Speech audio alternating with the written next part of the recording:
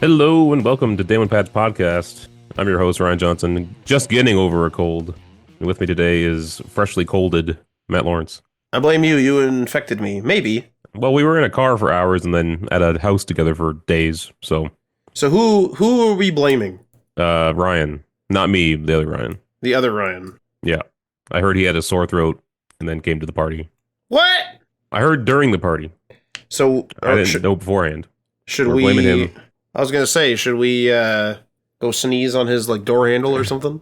It won't do anything. He's already had this. Yeah, it'd be horrible. And then one of his guests would show up, and it would just be like, "You got me sick," and then, meanwhile it was us. He would have the exact same thing. He would also actually have a podcast, and he'd be like, "Other Ryan got me sick." To be fair, this cold was very. I don't know how it's going for you. You're in the thick of it, I guess. For me, it started at night where I got a sore throat, and it was fine. It just felt like allergies. And then the next day, it was like a pretty bad sore throat. The day after that, a pretty bad sore throat. Then the sore throat went away. And all this time, I've felt completely fine bodily, right? No other symptoms.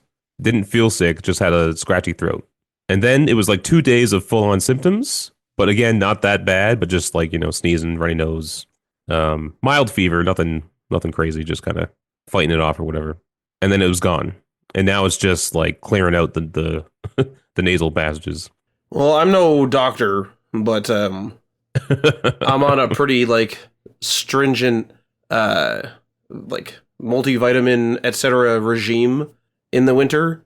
Take some vitamin C, take some other stuff as well on a schedule on a relatively loose-ish schedule, but I still take it regularly.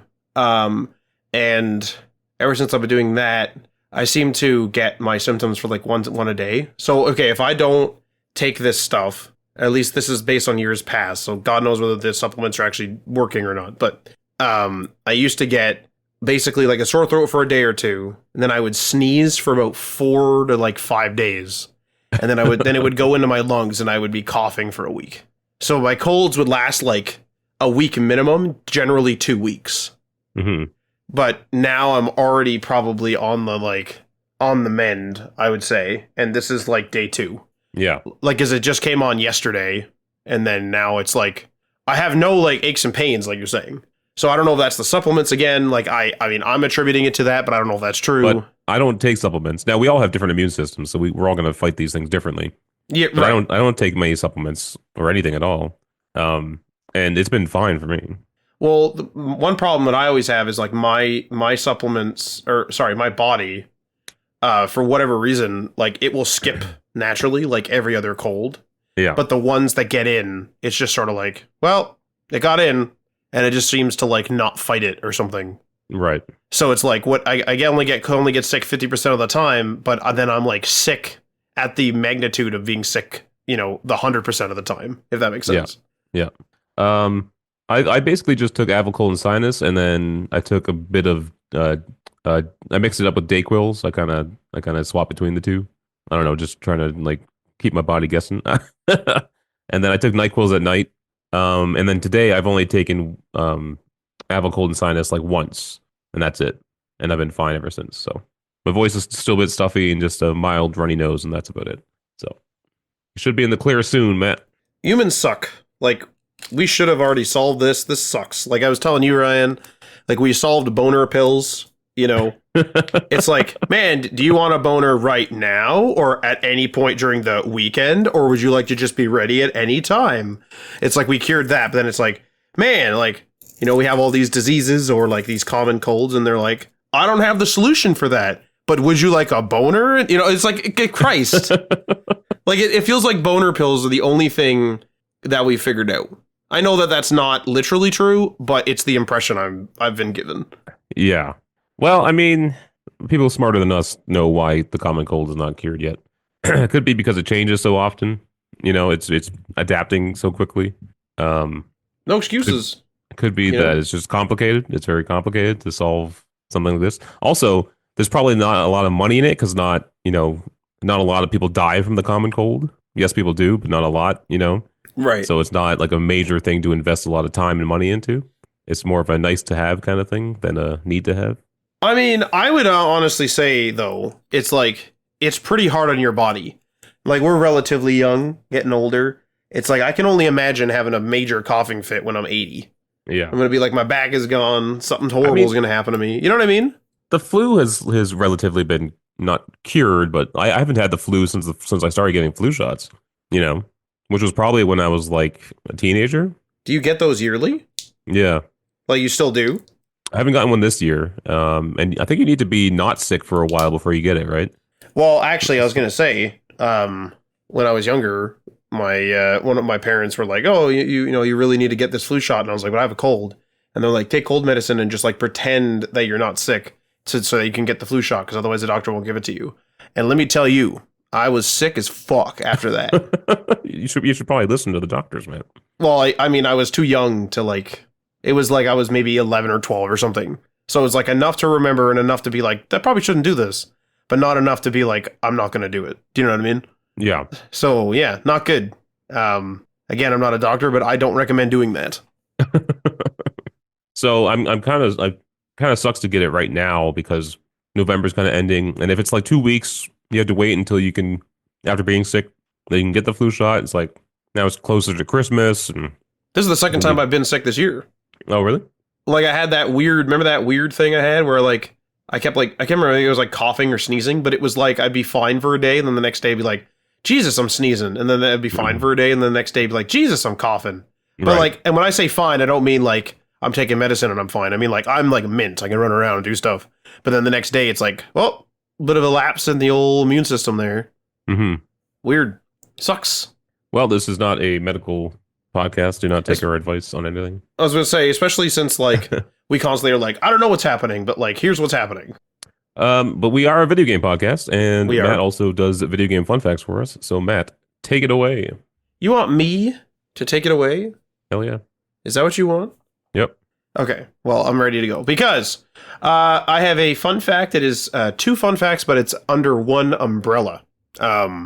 So the fun facts I did was gaming equipment in the military. So I looked this up and actually found out there was quite a bit of stuff. One of them is, I guess it's not really necessarily gaming equipment, but do you remember I think it was like America's Army or U.S. Army game that was out there when it was kind of like a recruiting tool? I used to play it, actually. Oh, it was free to yeah. play, and I used to play it. It was fucking hard. I played it for a long, long time, actually. Never was recruited. Also not American, so I couldn't, I guess, have been recruited.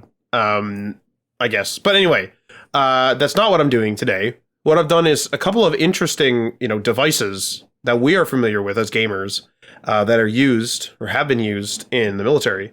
So the very first one is actually some Xbox 360 controllers were used on U.S. military subs. So the U.S. Navy uses Xbox 360 controllers to operate submarine periscopes. In 2017, the Navy began integrating these controllers into Virginia-class submarines to control photonic mass, which were advanced periscopes equipped with high-resolution cameras. Now, the problem with traditional periscope controls, which can be found on other models of submarine, is that modern periscopes are no longer the classic spinning tubes that you see in the movies. Instead, they're high-tech photonic masts with advanced cameras that provide 360-degree views. These masts were controlled by clunky joystick systems, and those systems cost approximately $38,000 each and required extensive training to operate. So, why an Xbox controller? So in testing, engineers found that young sailors, many of whom grew up playing video games, were already familiar with Xbox 360 controllers. And this familiarity dramatically reduced the training time needed to teach them how to operate the system. Plus, the controllers at the time cost only around $30, making them a tiny, tiny, tiny fraction of that $38,000 that I just mentioned. So, how are they integrated? So, the Xbox controllers are used to manipulate the photonic mast, allowing operators to move the cameras, zoom in, zoom out, and capture images. The controller is wired into the submarine's systems, and the transition was reportedly seamless, with sailors quickly adapting to the new setup. So there's obviously a lot of practical benefits to this, of course. So first one is, and we've already kind of mentioned it, but cost efficiency, which, beyond the massive savings in hardware costs, repairs or replacements, or you have to remember that if you put in a piece of equipment, like let's say the traditional equipment is 38,000, as we've mentioned, you do not only, put that in and then that's it. You have to keep that thing maintained. You have to keep that thing repaired. And if anything happens to it, then you have to either maybe replace it or do those repairs, like I mentioned. And so cost efficiency of, maintaining, hooking up a $30 item is much, much more efficient. It's not like the controller is going to last, let's say, 10 years, and this $38,000 device is going to last 100 years. That's not necessarily true. Because obviously, if something goes majorly wrong with a controller, you pay $30 to get another one, or maybe you replace a joystick. Whereas if you try to replace one of these crazy joystick systems in the traditional system, God knows what that might cost, $5,000 or something like that. Who knows? Now, obviously, there's also the ease of use, of course. So Xbox controllers are very ergonomic, and this intuitive design meant that sailors could focus on their mission rather than struggling with the outdated $38,000, I want to keep saying that, $38,000 tech. And using familiar technology also helped sailors reduce stress and gave them a morale boost, which made training more engaging for recruits. And, like I said, this is not the first crossover that we've seen with military equipment, or gaming equipment rather, in the military. So I have a weird one here. It's the second one, which is a PS3 supercomputer. So in 2010, the U.S. Air Force Research Laboratory, or AFRL, constructed what they called the Condor Cluster. This is a supercomputer composed of 1,760 Sony PlayStation 3 consoles. And this innovative approach provided a cost-effective and energy-efficient solution for high-performance computing needs. So, the Condor cluster achieved approximately 500 trillion floating point operations per second, or teraflops, TFLOPS, ranking it among the top supercomputers globally at the time. Again, this is 2010. Building the cluster with PS3 consoles cost about $2 million, significantly less than the estimated $50 to $80 million for a comparable traditional supercomputer. The system also consumed less electricity. It only consumed 10% of the power required by similar supercomputers, making it one of the most energy-efficient systems of its kind. The Condor cluster was utilized for tasks such as radar enhancement, pattern recognition, satellite imagery processing, and artificial intelligence research. This project exemplified how consumer gaming hardware could be repurposed for advanced scientific and military applications, offering both an economic and operational benefit. And I would like to add to these notes as well and to say that, obviously the ergonomics and sort of consumerism of a lot of this stuff plays a big role. We already mentioned the morale boost that young recruits, young sailors had when they were able to not use some crazy or learn some crazy advanced and outdated joystick system, instead just using an Xbox 360 controller. But, obviously consumers themselves, they don't want to spend a ton on electricity, but they want the most power possible to play their games. And so if we just take a look at, the power that or the electricity that it requires to run is a PS3 is, at the end of the day, not that much. And the actual, power that you get out of it is quite a bit because you're rendering games and you're doing all this stuff. So the sort of demands of the consumer can actually play to benefit. And what's interesting is, I remember growing up, I don't know if you remember this, Ryan, it was always said by at least my parents that the military was always something like 10 years ahead. So the military would get, wireless controllers, let's say, and then we would get wireless controllers 10 years later. Now, I don't know if that's been, kibosh, whether that's true, false, or whatever, but I think that's the case anymore. I think there was a switch that happened where it used to be that, the military would develop things that would then trickle into the private sector. But now it seems like there's so much more advancement happening in the private sector that the military is the one that then is, picking up the slack. And these are two examples of that, right? Or the consumer demands have made a product that the military is like, hey, that's pretty good. I'm going to, take that, modify it, and then use it for our purposes. Yeah. So that's it. That's the fun fact. There was a bunch of different examples. I didn't want to, have the top 5 military things or whatever. I thought I'd just grab the top 2 that I found were interesting. And also, I would like to say too that the PS3 supercomputer, this Condor cluster, as it's called, reminded me of the movie Chappie. Yeah. I think because he does that, right? Chappie does. He grabs a bunch of PS3s or PS4s. Yeah, that's right. And he hooks them all together to do something. Yeah. Absolutely ridiculous. That movie sucks. Excuse me. Yeah, that movie sucks. I hate that movie. I watched it. It's bad. I want to know why they were in a concrete structure the whole time. It don't matter. Why was that band in a concrete structure the whole time? Like, what were they doing in there? That don't matter. Also, Ryan, who was on the phone in the Warriors? No one cares about that. No, see? That's where you lose me. You lose me when someone's like, that doesn't matter. It's like, hey, hold up. I remember that part. I want to know what happened. It is important, you know? It's not. It's important to me. But that's the fun fact. That's, in fact, the 31st fun fact. One for every day of any month. Another fun fact. Pesky months with 32 days. Thankfully, there are none of those. You'll have some leftover ones if there's I guess, is it on a leap year, it's 28 days, or is it the other way? I don't know. That stuff's always boggled my mind. Honestly, one of the best things ever, like, because we still do daylight savings, turn the clock back and forth. One of the best things ever is just like phones just do it. And I was like, oh, phones do it? I immediately threw it out of my head. And like, you know, my parents and like my family and stuff will be like, hey man, you know, it's time to turn the clocks back. Like, not me. Don't give a fuck. Because I don't handle that anymore. It's over. Those days are done. Yeah. I do see a lot of, I've seen like little like YouTube like specials or like news segments on like certain military aspects using like controllers and things. And they're like, it uses a video game controller, but it's clearly like some like Lockheed like developed controller or something. It's not just an Xbox controller they get off the shelf. Right. You know, it's some like heavy duty with like more buttons than you could possibly need. Well, what's interesting is like okay, so there are like flight simulators, like consumer flight simulators, and you can actually get it so that, let's say you don't have a whole simulation setup, but you have like a joystick and maybe like a throttle, I don't know, the throttle like engagement thing.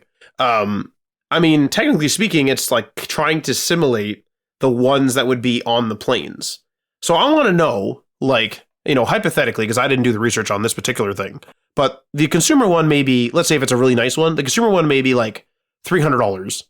I wouldn't be surprised if the professional one, whether it's commercial or military, might be worth like, you know, 10,000 or 50,000 or something, right? Like way above is the point. Yeah. My question is, you know, when someone's designing the gaming one, obviously, like, you know, longevity and stuff does make a difference, but there's no real worry of like, oh no, like the throttle broke. But if you're making one for like a real jet, I assume there's no throttle control backup, for example. Like if that throttle control breaks, it's broken. Like it's over.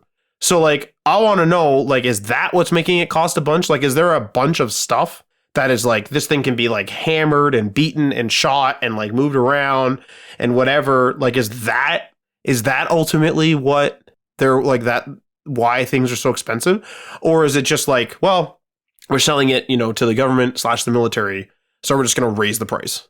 I think it's a combination of multiple aspects.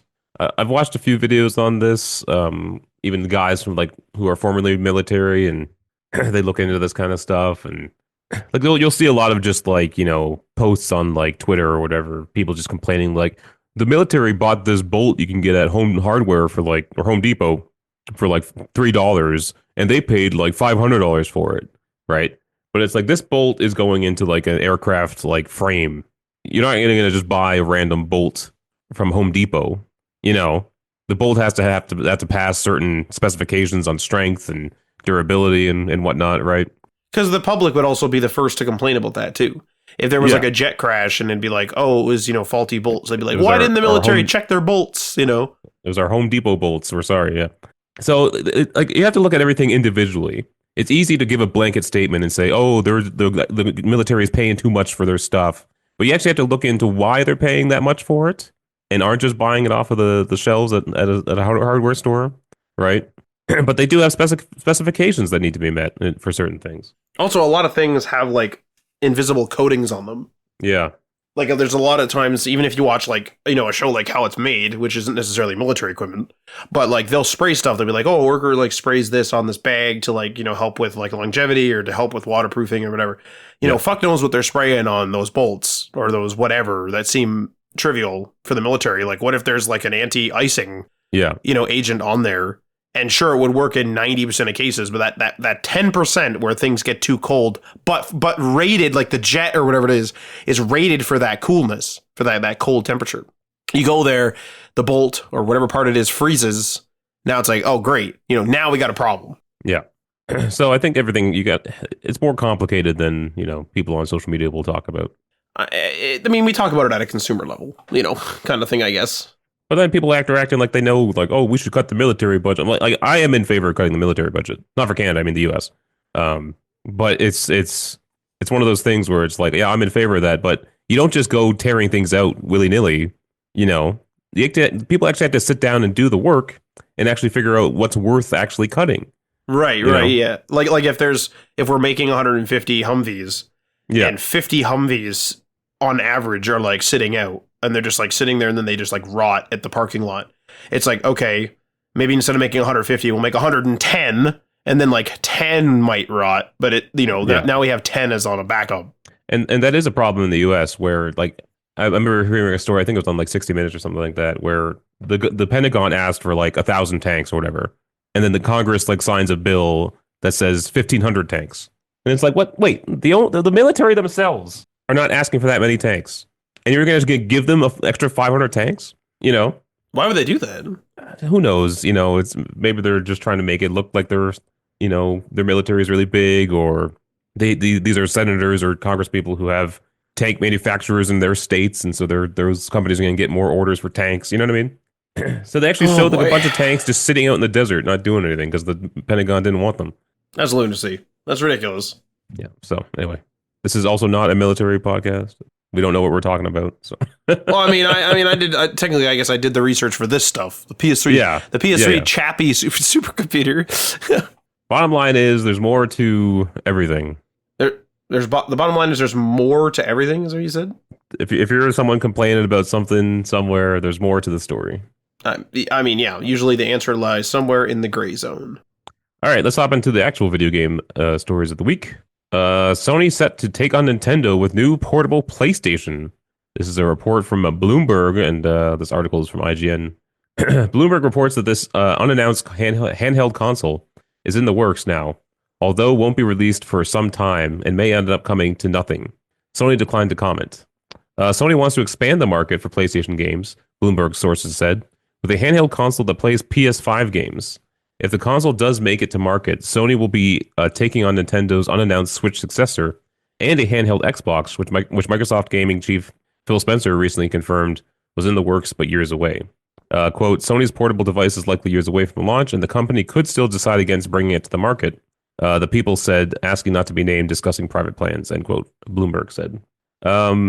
Now, what's interesting about this to me is that they're saying it will play PS5 games. So it won't be like the PSP and Vita, which played their own games. This might play PS5 games. What do you think the angle is there? Well, I think that the day of the mobile game, quote unquote, is kind of over, per se. Like, I think that there's going to definitely be, there's still definitely a market for quote unquote mobile games on a phone, for example. Yeah. However, I really wouldn't be surprised if they want to compete with stuff like the Steam Deck. Like, the Steam Deck plays the Steam library.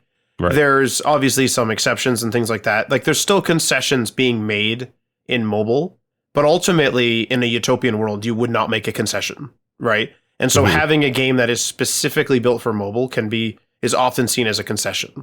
Like, if you were to buy, say, I mean, this is a weird example, but if you were to play like Driver 3 on your PC, Driver 3 on your console, and then Driver 3 on the Game Boy Advance, which I did back in the day, and yes, that game's not great. I mean, the console and the PC versions are relatively similar. There's some concessions for console. There's some weirdness in the porting, maybe on PC type thing, as we see in many titles. But those games are virtually the same. And then there's the Game Boy Advance game, which tries to be the same, but it just isn't, right? We're aware that that version of the game is a GBA game, right? A Game Boy Advance game. Right. And you would not expect that game to come out on a console or on a PC. So like concessions were made for mobile consoles because they had like limited computing, limited battery, and all the rest of it. That gap has ever been chipped away, as it's ever been, thinning. And now like the two sides are basically touching. Like the gap is barely there now. Right. Now, I guess my question would be, is their angle they're going to like You're not gonna have to repurchase your games, right? Yeah, like access, like likely to access your digital library. Like an example right now, like you and I just talked about this, Ryan, is like one of the sub ecosystems maybe that the PlayStation has, sub collections, I guess, of titles that the PlayStation has right now is the PSVR 2, right? Yeah. So you have your PlayStation 5 and you may have your PSVR 2 headset, but you don't play PlayStation 5 games on your PSVR 2. You can, yes, I know that you can do the big screen mode and whatever. But in terms of playing a VR Oh, you game, can do that, eh? as far as I remember, yes. I remember listening to a review and I think some people were saying they were doing that. And that was like their favorite use case. But here's the thing though, is like at the end of the day, if you want to play VR, you play a VR game, right? Yeah. And so like even VR, like we do have some concessions for that. Like VR is like, okay, we could have, console level, PC level thing, and we do, right? We have like these great high quality VR games, but the more popular headset, at least a year or two ago, was the Quest 2, which was lower powered. It was Android.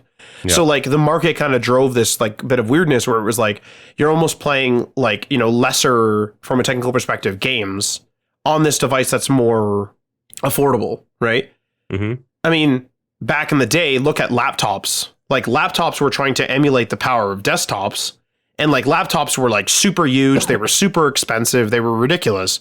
Now people have laptops all over the place, right? So like mobile systems or like just niche systems like VR systems are almost always trying to emulate their parent spawn, like, or their parent, I guess, if you will, right? Right. Where it's like like a VR game would love to be as high fidelity and rich as a fully fledged AAA experience on a console. And I think we've more or less reached that, but due to pricing, with some games. That's with some games, right? But due to pricing, that's kind of wishy-washy with the Quest 2 in that.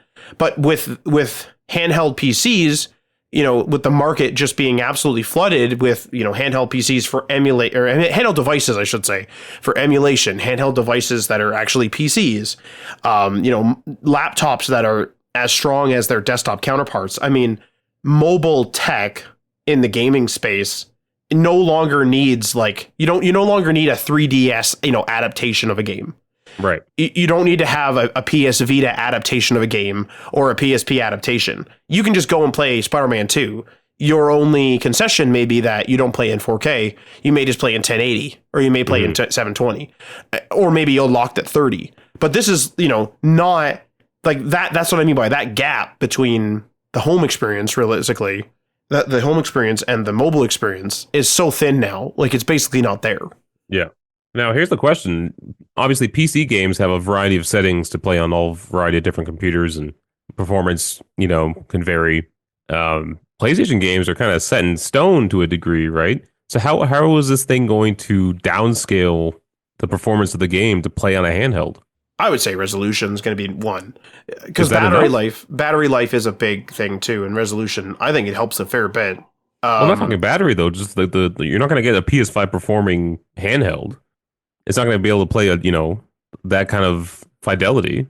I don't know if that's necessarily true. I mean, we really? Yeah, because we've had the PS5 around for a long time. It's been slimmed down.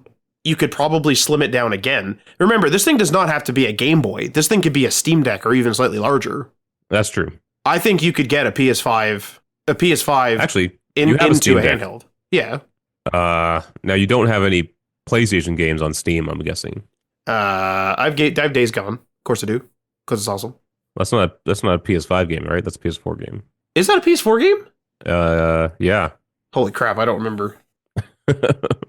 I don't have a PS5 game on there. Like it'd be interesting to compare, see how it let's say you buy, I don't know, you like Ratchet and Clank. What if you buy Ratchet and Clank on Steam and play that on your Steam Deck and see how it looks compared to the PS5 version?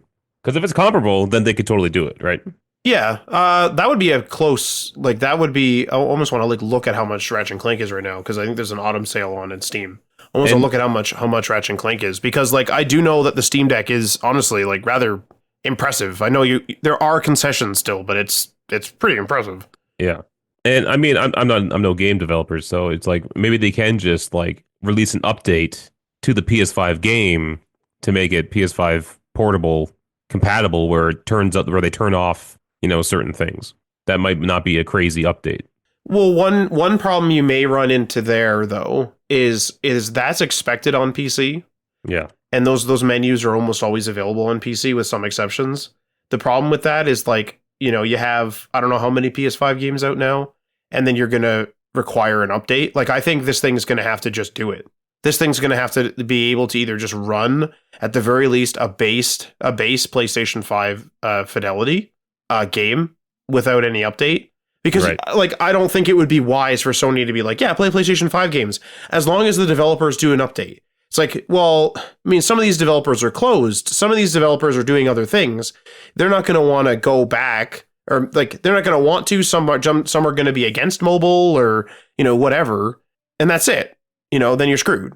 Yeah. I think that would be a mistake if they did that. I think this thing has to be a mobile PlayStation 5. And just work out of the box with all your games. 100%. I would say, like, well, they're going to have to update them prior to that, though. Updating is going to happen. I don't think updating is going to have to happen. I disagree with that.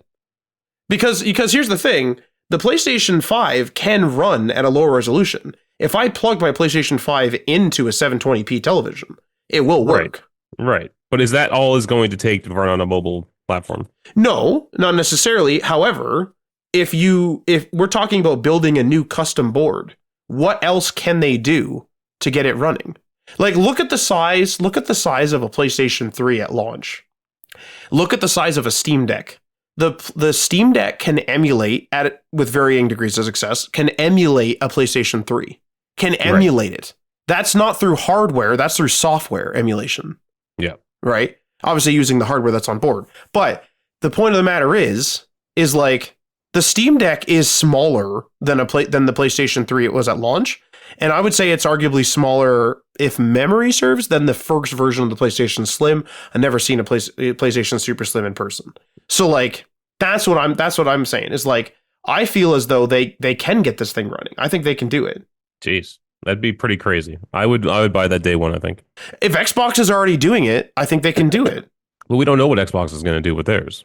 I think that this is the only option. I'm going to be honest. I think you can't go to developers and be like, hey, like, you guys mind making us mobile versions of all this? Like, they're probably going to be like, no. Like, there's a reason why not all AAA games come out on Android. Right, but a lot of them are updating to support the PS5 Pro. Sure. There might be like a quick, like you might be right. But what I'm saying is a lot of them are updating, or you said rather, is a lot of them are updating to the PlayStation 5 Pro. If I buy a PlayStation 5 mobile, it fucking better play all the PlayStation 5 games. If there's some exceptions, like I know that Assassin's Creed Syndicate was a problem, and yes, it's been patched since on the PlayStation 5 due to backwards compatibility. But, we were talking about something like well over like a 90% rate of success for PlayStation 4 games running on a PlayStation 5. Like, I think that's what you need. Because here's the thing. If the PlayStation 5 Portal or PlayStation 5 Mobile is cheaper, then people are likely going to be more enticed to go onto the PlayStation Store. I don't think that they're going to want to see that whole, like, how like Steam has it where it's like Steam Deck certified, unknown if it works, works but has a couple quirks, things like that. Yeah. I don't think they're going to want to see that. Like, the whole point of a console is simplicity. I buy a PlayStation 5 Mobile, it better play everything on the PlayStation 5. That's my opinion. I mean, that would be ideal. Yeah. I just don't know if it's possible. Maybe. I think it's totally possible. I honestly do. I just don't know if the resolution is enough to make it run on something portable. But it could be. I don't know. Well, what do you think? Like the Xbox Series S is really small. Yeah. There is no slim version of the Xbox Series S. They probably could make a slimmer version now. My iPad Pro is probably as good as the Series S. So there you go.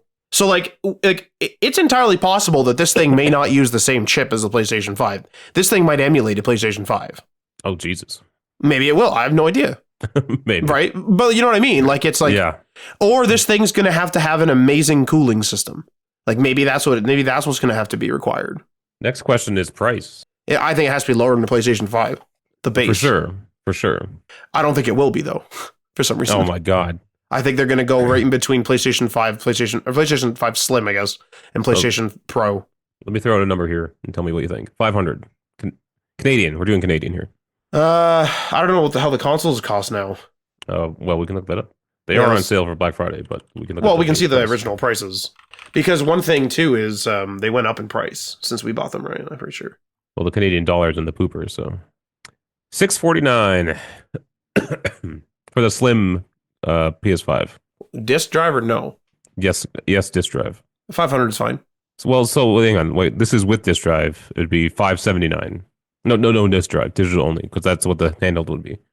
Well, there's going to be some skewing because it's handheld. There's a screen included. There's speakers included. There's a controller built into it, likely. I think that's too much. I would not buy that for $500. You wouldn't buy that for $500? And I bought the $1,000 PS5 Pro. I think I paid like $700 for a Steam Deck, maybe? Yeah, but that makes sense. Why wouldn't that make sense for PlayStation 5? Because you get your whole Steam library. But you get your whole PlayStation 5 library. I know. And PS4 library. I know. All right, so yeah, let's compare it to the Steam Deck here. Let me see. Where's the Steam Deck? 500, I think, is totally fair. I think it's going to be more than that, but that's totally fair. Okay, Steam Deck OLED, because if Sony doesn't come with an OLED, then it's just kind of useless. So let's go to the Steam Deck OLED. $689 Canadian. Well, what version though? Like OLED, but like how much storage and stuff? 512 gigabytes of storage. Which I think is the max, right? Well, 1 terabyte is on the higher end model. Oh, okay. Because I know that they've had a slight revision since I bought them. So yeah, if they could get it to $500 Canadian, I guess that's more in line with a Steam Deck than a Switch. I think everyone's coming for the Switch, eh? Like this feels like that. Everyone's coming for the Steam Deck too, but yeah, the Switch and Steam Deck seem like separate categories. Same product, separate categories, right? Because Nintendo's always off doing their own thing. They're selling their own games. I don't know who's going. Like, I still don't know who's going to like Nintendo to play a lot of third-party titles. Yeah, it would be like people would play third-party titles if they're primarily a Nintendo person generally, and they just have a Switch, and then it's like, oh, like Metro is on here, and I'm kind of interested. I'll buy that. Yeah. All right. Well, I think 500 is a lot, but I guess it's more in line with Why do you think that's a lot? It's a PlayStation 5. What do you mean? I know, but just the idea of it being a handheld and being pretty close to the same price as the PS5 seems ridiculous. But it is a PlayStation 5. But a handheld always feels like a companion device to me, not a primary device. Right, but I think that's that gap. I think that gap is closed now. Like if I needed, like if I was like low on money, I wouldn't have a gaming laptop. I'd probably have a Steam, or I probably wouldn't have a gaming computer. I'd probably have a Steam Deck, which I know is a gaming computer, but a handheld one. I'd likely have a Steam Deck that I would dock to a 1080p monitor, and that's what I would use primarily. And then I would use my consoles, likely. Yeah. Like I think that a handheld absolutely can be a main device, especially something like a ROG Ally or one of the other like more expensive Windows handhelds out there that are like really, really powerful. Yeah. Like a laptop to me back in the day used to be an addition to my desktop. I would like kind of do some mobile stuff on a laptop, even though it was capable of doing, virtually anything I wanted because I was mostly doing college work. I would primarily I would do my mobile work or some light tasks on my laptop. And then I would kind of wait till I got home, toss it all in SkyDrive at the time. And then I would go on my desktop and I would kind of like finish my homework up and like kind of do the non-light tasks on a desktop. Now I'm all over the damn place. Like I got laptops for different use cases. I got 2 laptops for 2 different use cases for Pete's sake. Yeah, that's true. Laptops kind of just dominated now, eh? Yeah. So like, and I have a desktop as well, but like the point of the matter is like, I think that the gap in these gaming handhelds is closing. It's funny too, because like the iMac is kind of what like saved Apple when Steve Jobs came back. And now the iMac is like kind of the least interesting Apple product, and it's kind of sad because I still have that like nostalgia for it. And I actually own one, but I don't use it. But I bought one just because I wanted it for nostalgia purposes. But yeah, I don't use a desktop Mac anymore. It's just my MacBook. Why? Okay, so let me ask you that then. So why don't you use a desktop? The MacBook could do everything, and I didn't have to save anything to SkyDrive. It was just like all your work was on there. You just keep working on it when you're home, and Yeah, so you're saying like you went out, like you were in like editing school or whatever, like media school. I don't know what you want to call that. And so you would have like projects that you were editing, like video editing, and so you didn't want to like have to like transfer those files over. Right. You would just want to, yeah, that makes sense. And now you have like so much storage and so much power in a MacBook that like, and in Apple's case with Apple Silicon, the chips that are in the MacBooks are the same chips that are in the desktop computers now. So it's basically the same computer. Why not just use the MacBook? I will say one thing that the Mac ecosystem has gotten. Maybe this is just in the computers I've been buying, but the laptops on the PC side, mostly I've been purchasing laptops that are gaming ones. Their battery's horrible, and it's not because I've been like abusing the battery. I put it on like the battery longevity modes and stuff. The batteries are like 40 minutes. Sometimes it's like 2 hours. Like they're really bad. They're getting better. Some of them are better than others, whatever. But what I'm doing when I have a gaming laptop is I'm not expecting to game on the battery. I just want the portability of not having to bring anything but a bag with me. I don't want to bring a monitor and a tower and a keyboard and a mouse. I don't need all that. I just bring my laptop, maybe a mouse, and that's it, right? So that's what I'm doing, and I plug in like a desktop. That's what I use my gaming laptop for. That seems to be an issue with the old x86 chips. Is just these super power hungry, power wasting chips. Well, I have an Asus VivoBook from a couple years ago for work. Mm-hmm.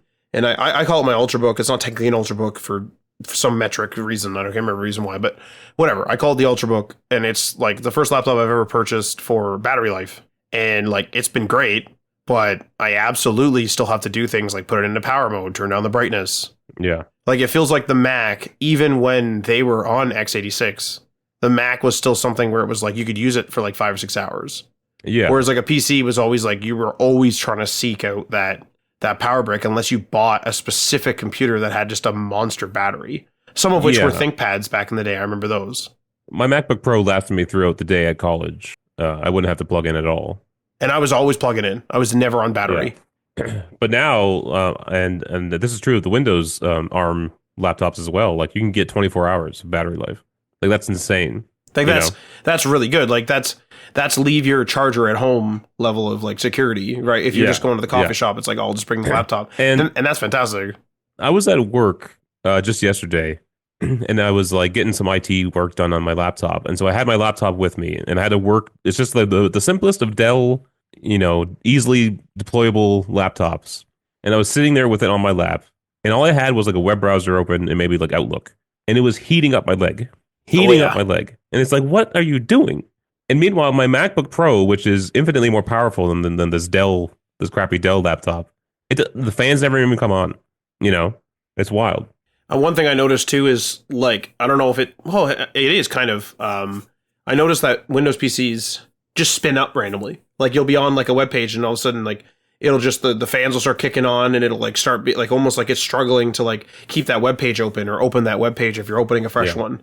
But meanwhile, like the computer is capable of, it's a gaming computer, for example, a gaming laptop, and it's completely capable of running something, 10 times or more times more power hungry than like that web page. But for whatever reason, it just like spins up. And I remember I had this Lenovo Y700 maybe or Y750. It was the one with SLI NVIDIA cards in them, in it, in its laptop. And I remember like it would just spin up all the time. And my business partner was like, man, it's almost like your computer can't handle like a web page. And I was like, what's weird is like I'll game on it and it's fine. But if I'm in the browser, it just keeps spinning up and spinning up and spinning up and spinning up. Now, I don't know if that's a Lenovo fan profile thing or what, but like, it's a laptop. I just kind of like opened it and just started using it. I don't really tinker with them too much. Yeah. So I actually wonder if now both Xbox and Sony are partnered with AMD to make their console chips, and so this will likely be an AMD portable chip.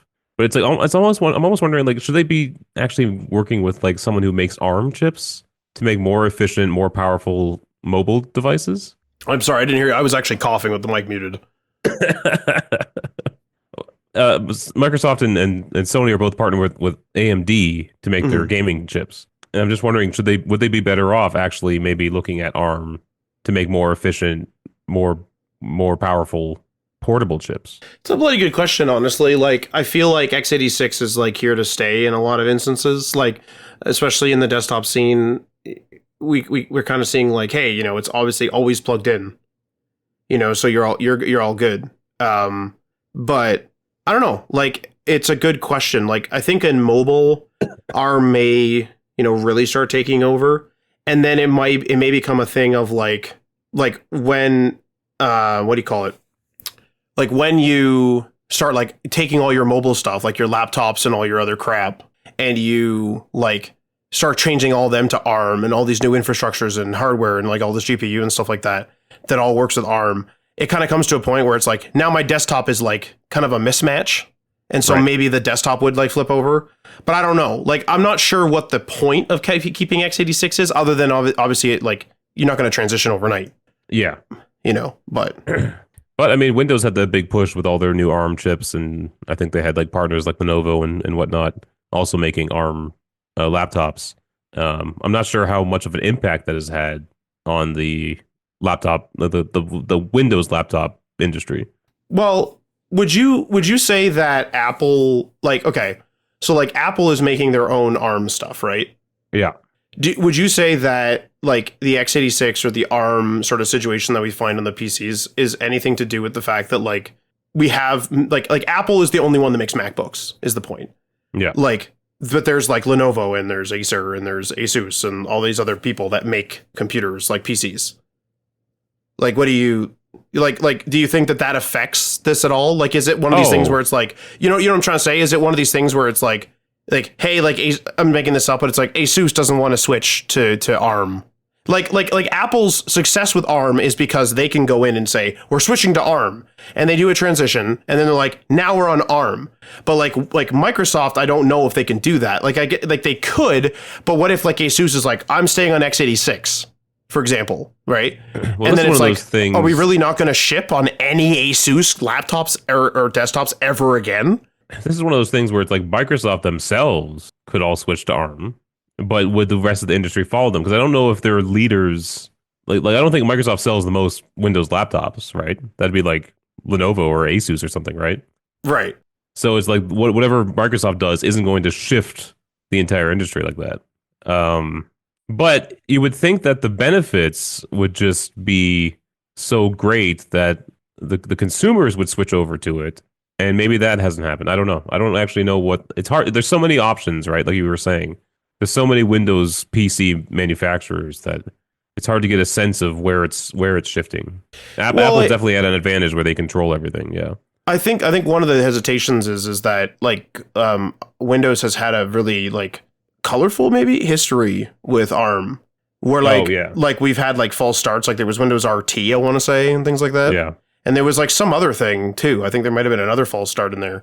And so like all these manufacturers aren't necessarily going to be like, yeah, man, let's all drop x86. Like, again, like Apple is the MacBook and they are the iMac and they are the Mac Towers and the Mac Minis and everything. Whereas Microsoft is not the VivoBook. They're Surface, right? Like I've never owned a Surface device because I go shopping, I look, I'm like, Jesus, those are expensive, and I don't buy them, and I buy another one. I buy another manufacturer. Right, Lenovo or Asus or Acer. I haven't bought an Acer in a long time, but Acer, things like that.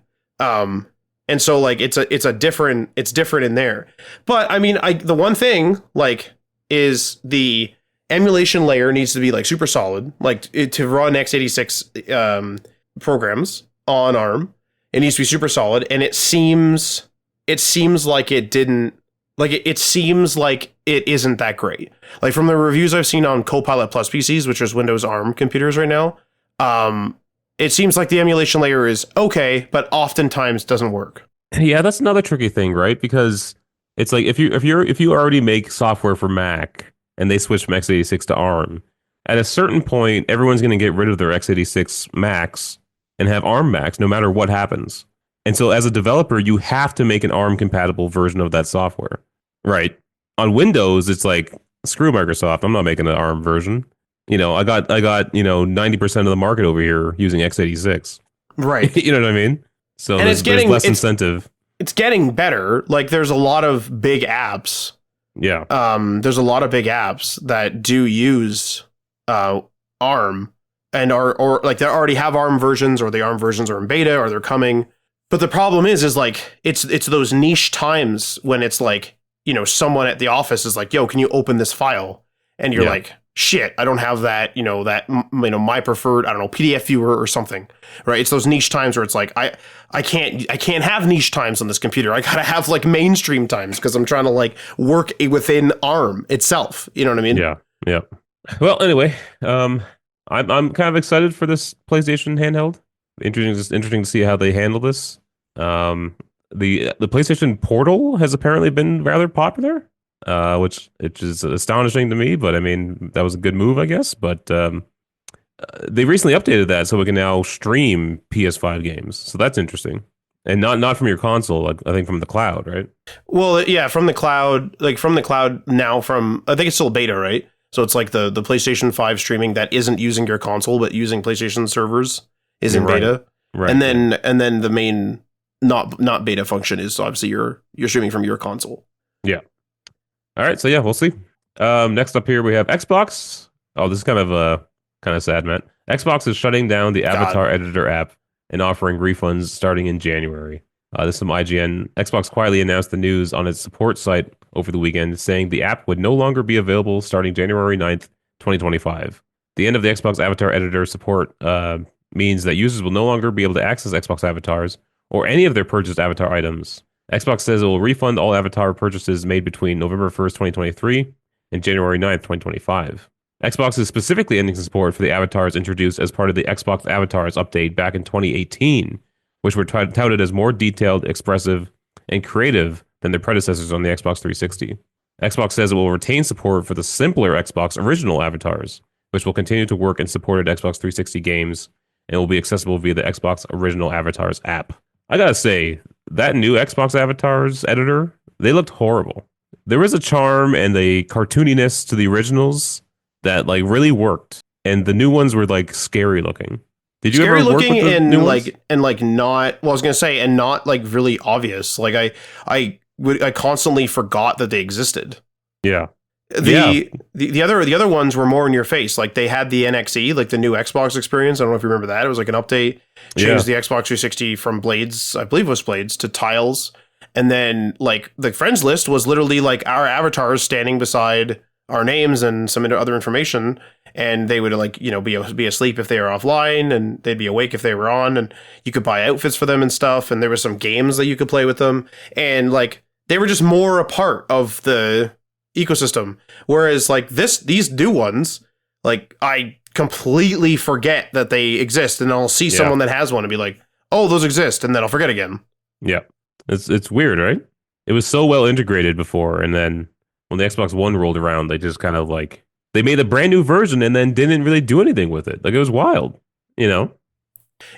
What's crazy about it too is like, I feel like if you were like really into purchasing like the aesthetic pieces for your Xbox 360 avatar, which I totally did. Which, yeah, you did. And I bought one outfit. I think I bought The Walking Dead. I bought like Rick Grimes' outfit. One thing that really sucks is like, it doesn't go forward to the Xbox One, which, I understand it. Like, whatever. It does still suck though. But I feel like if you want a system like this, like whether it's avatars and you keep refreshing them each year or each generation or anything like that, I feel as though what you really need to do is you need to do the system, if that makes sense. Like, this felt like it was very much just sort of like, we have avatars again, and then they kind of disappeared, and you didn't really hear about them anymore, and they weren't in your face, so it's sort of like, people are just gonna be like, avatars, cool, and then that's it. You get no action on that.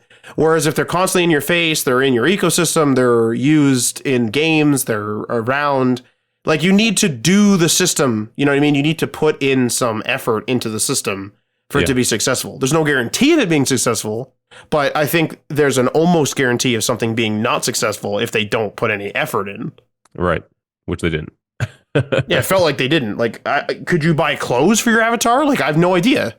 I think you could. Yeah, I think there was still stuff like that. Because obviously they're refunding it, but it just felt like useless. It's like, why was I making this avatar? It doesn't show up anywhere. It doesn't get shown off. It's like, what, am I just supposed to look at it when I log on? And then, I remember the avatar used to show up on the main screen, didn't it, at one point? Like, there was like a page where you would see him like waving at you. Oh, there was some waving thing. Yeah. I don't know if that was the friends list is the one I remember most prominently. I don't know of other places, but I do know that they were in other places. I think there might have been a version before the tiles you were talking about. I think there was definitely a version uh, in between blades in the tiles. I thought, yeah, I couldn't remember if it went from Blades to NXE or not. NXE, I'm almost certain was the avatars though. Because I never experienced the blades. I never owned an Xbox when the blades were out. God, nostalgic for the Blades. Fuck. So goddamn organized. Fucking wild. But anyway, I mean, this is kind of just could have been foreseen, I guess, that they were going to end this at some point. I guess it is nice that the 360 version is still operational, and because there are a lot of apps that used it, including Xbox's own games, like that Connect one, Connect Sports Champions, or whatever the hell that one was. Oh yeah, yeah. And then there was like another one, Kingdom for Keflings or some fucking thing. Yeah, It was like some medieval app or something like that. Yeah. All right, moving on to our last story, another Microsoft story. What? Xbox says it it built an Xbox game store on Android, but can't launch it. This is from The Verge. So yeah, a few weeks ago, Microsoft exec Sarah Bond said that in November, players will be able to play and purchase Xbox games directly from the Xbox app on Android. It's almost December, and the feature still isn't live, but Bond says it's not Microsoft's fault. The problem, as she puts it, is that Microsoft would be only able to do it once a court order takes effect that forces sweeping changes for Google's Play Store on Android, like opening it up to competition and ending the requirement for apps to use Google Play billing. On October 18th, Judge James Donato granted Google's request for a stay while it appeals his ruling, and that the Android App Store is an illegal monopoly which could leave things hanging in the balance for quite a while. Bond referenced that in a thread on Blue Sky today, writing, quote, "Due to a temporary administrative stay recently granted by the courts, we are currently unable to launch these features as planned. Our team has the functionality built and ready to go live as soon as the court makes a final decision," end quote. After this article was published, Google spokesperson Dan Jackson responded with the same statement the company had issued several weeks ago. Quote, "Microsoft has always been able to offer their Android Android users the ability to play and purchase Xbox games directly from their app. They've simply chosen not to. The court's order and rush to force its implementation threaten Google Play's ability to provide a safe and secure experience. Microsoft, like Epic, are ignoring these very real security concerns. We remain focused on supporting an ecosystem that works for everyone, not just two of the largest game companies," end quote. So we were trying to figure this out because we were confused. Because the PlayStation app, we can purchase games. Yeah, you can. Yeah, there's quite literally, like, I'm looking right at it. So like, is what the Google hell? not correct that Microsoft could have always let people purchase games through their app? Because you can literally do it on their competitor's app, PlayStation. And you can't, like, unless this is a web view, like it kind of feels like it is sometimes. I don't know if you get this error, Ryan, but you'll be signed into the PlayStation app, and then you'll go to the store, and it'll be like, yo, you got to sign in, and then you're signed out of the whole app. Yeah. I'm kind of wondering if this, like, PlayStation Store, like, view is a web view. That's an estimate. I don't know. But, like, is it one of those weird things where it's like, oh, if you use a web view, you're circumventing it? And because remember how, like, the whole Apple thing was if you purchase things through the app, then there's, like, the Apple tax or whatever on there. Yeah. Yeah. Like, I know that the Play Store does have a system similar to that, where they do have, like, a 30% cut or something like that.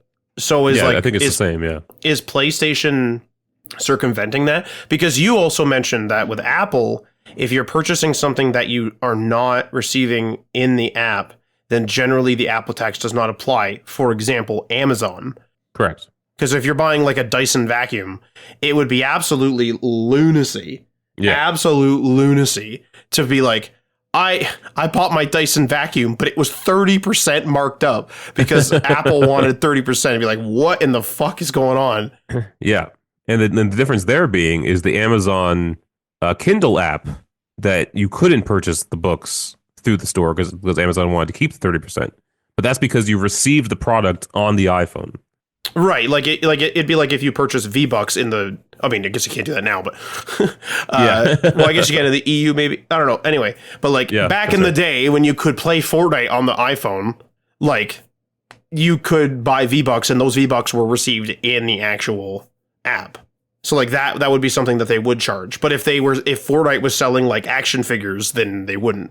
You know what kind of bothers me about all this? 'Cause I get what they're doing. I understand Epic and even Microsoft in this case, why they're wanting a more open marketplace on iOS and Android.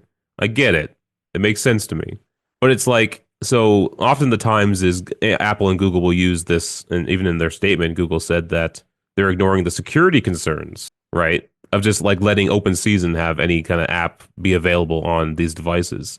And it's like, well, okay, would Microsoft want you to be able to install anything you want on your Xbox? Why don't they get open that up? Why don't they crack that open and let Google put a Google Play Store on the Xbox? You know Yeah, what I I mean? mean, yeah. Like why do they want it one way but not the other way? Right? Well, They want their closed system on their Xbox, or Epic wants their closed system on their Epic Game Store, but then they want wherever they put their stuff to be available everywhere. I don't know. This is so weird because, I mean, like, people will always quote Apple as being like the closed ecosystem. Like, okay, so for example, like already talked about like PCs and having like, Microsoft has the Surface line, but then Asus has the VivoBook line, for example, and they both use Windows.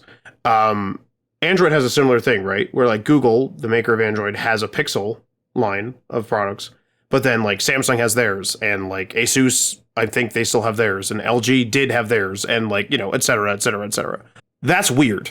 You know what I mean? Like that is a weird little mix of stuff. Whereas with the Xbox, it's like Microsoft's making the Xbox, they make the OS as well. So do they want it to be closed? Yes. Okay, now just hypothetically, does it make sense for a Pixel to be closed? Like, would it be crazy to say when Samsung takes Android, they can do whatever the fuck they want with it? They can do, they can use the Play Store, they can use the Galaxy Store, you can go left, right, up, down, center. But on a Google Pixel device, you're using Google stuff, and that's it. Like, would people be up in arms about that? I don't know. Probably not, Because right? the consoles feel like that. The consoles are very closed, closed in. They're 100% closed. Well, you can buy keys, I think, still for the Xbox. Do But not they're quote me on Xbox that. keys still, though. Yeah. You're not buying I don't know, a Linux version of the game and installing it. Like, No, you know what I no. mean? But also Still an like, Xbox key. but you are like potentially purchasing it from like an EB Games or I guess a GameStop or something. I You're think not that's installing the your own difference. software. Right, but you're circumventing that 30%. You're circumventing, I don't know what Xbox charges, but you're circumventing the Probably Xbox 30%. tax. It was the industry standard until Epic just threw a fit. I don't know, like, now that this is like coming down to like this, it was like I feel like I may have even flip-flopped on this a few times. Like, I don't know how to feel about all this. Well, it's like they're going too far, I think. It feels like we're splitting hairs a bit, right? It's always like the argument is that, competition is better for consumers. And it's like, yeah, that's right in most cases. But sometimes you just want something like what happens if you want a secure closed system? Like this was Apple's argument. Like the reason we're Apple fans is we want them in control and we want a closed system. We were buying their products knowing it's a closed system, and that's what we want as consumers. And it's like, why does then these regulators get to come in and blast it open? And then what are we going to do? Wait for someone else to pop up with a closed system and then until they get too big, Yeah, but I compare this to the car industry, and one of the things that is kind of happening in the car industry, at least here, is it seems like, and again, I'm speculating a little bit as well, and some of this might be wrong, but in the EV space, it feels as though when you have an EV that's like a Chevy, or when you have an EV that's like a Tesla, realistically, the only place to go is a Tesla or a Chevy dealer, Now, there are some sort of quote unquote generic electric garages. I've even seen them on YouTube before where like there's, kind of quote unquote your mom and pop electric garage where like Tesla has provided them with, spec sheets and training or whatever it is to do. But like it feels as though the mom and pop garage is kind of going away. And like it's notorious, at least here in Canada, that the mom and pop garages are generally significantly cheaper to the dealer. Whereas if you go to the dealer's like, could be $250 an hour or something crazy. Like it could be really, really expensive. And then they also might sell you packages like, oh, we looked at your brakes. They were fine, but you have to buy the brake package. It's like, oh, for Christ's sake, like, kind of thing. Not all dealers are like that. And, I'm obviously speculating and just trying to talk me off the cuff here. But like, I'm wondering, like with the car industry, like if I were to say buy a Tesla or even a Chevy EV or a Ford EV, I'd be pissed off. I'm gonna be honest. Like I would prefer to go to, my mechanic or a mechanic like that, like my mechanic, because I don't know if my mechanic does EVs, but like I would like to go to a mechanic of my choice because it's my car. And I would feel weird that it's like, Tesla's being like, no, I'm not going to like let them take a look at how the battery works. No, I'm not going to show them how exhaust works on this, or, how to wash this or clean that, or, reset this, or type in the computer code or whatever the heck they do. Right. I'm not going to show them that. Fuck you. It's like, well, what's going to happen to the car industry? Right. Like there's aftermarket parts. There's these mom and pop shops. There's like third party chains that aren't dealers. Right. There's third party huge like mechanic chains that like fix cars. Yeah. So like now it's like, okay, how does this apply to phones? It's like, okay, I get it. What you're saying, Ryan, where you're like, I buy an iPhone and I want the walled garden. Yeah. And Android's more of an open thing where you can kind of like tell it, just like, open it up. And some people root the devices and things like that. And you can get around security measures and you can flash different, operating systems on there. And there's tons of different versions of Android. But the free market came up with this, with both of those, right? What if Android wasn't like that? What if Android was a closed system, like what the cars are doing, or what the cars are seemingly doing, where like all these cars are seemingly, again, I'm speculating on mass here, but they're seemingly all becoming closed systems. Yeah. So like the cookie crumbled in such a way that like Google is pretty open, like the Android system is pretty damn open, and the Apple system is pretty damn closed. But like, do regulators have something to say when in a hypothetical, Android is closed and so is Apple? Mm-hmm. Would they have something to say then?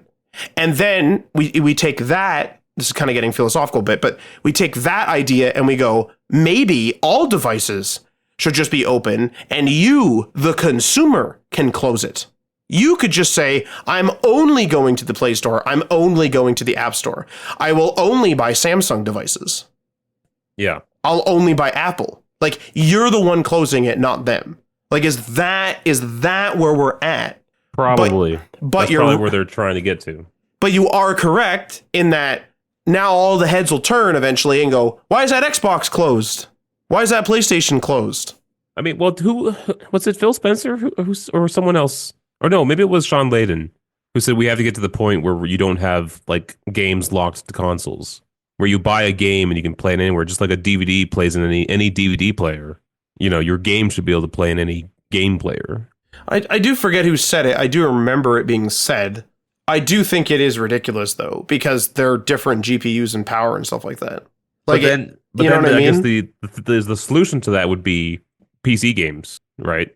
All games would then be PC games, and all that Microsoft and Xbox would be making console-wise are PCs, and they compete on whether they want to sell a higher-end PC or not to the home console market, right? Right. But like, what would the line be? Like, we have these, like, when you go to like the toy section of like a department store, and you have these like 15 games in one, and some of them are Android, or some of them are just some made up, operating system, or like the stupid like plug and play games. It's mm-hmm. like, what's the line? I know that's starting to get in, a little bit of lunacy, but it's like, do you regulate and say, that like Darth Vader head, which was the plug and play kit, must run PlayStation games? Right. Like, oh, it's a game console technically, right? Like, I feel as though we're at a point where, like, there's a risk. I'd say there's a risk right now of stifling innovation. And I don't know how to solve that. I don't know if it's going to stifle innovation. What do you mean? Do you think that... I think this only comes into effect once you reach a certain popularity level, I guess. Yeah, but if Apple comes up with a brand new freaking way, to run an app, it's some crazy system, it's mega proprietary, it's really cool, it's super efficient, whatever, right? It's innovative as hell. Uses no battery, doesn't require a computationally competent device to do great things, right? Et cetera, right? The list goes on.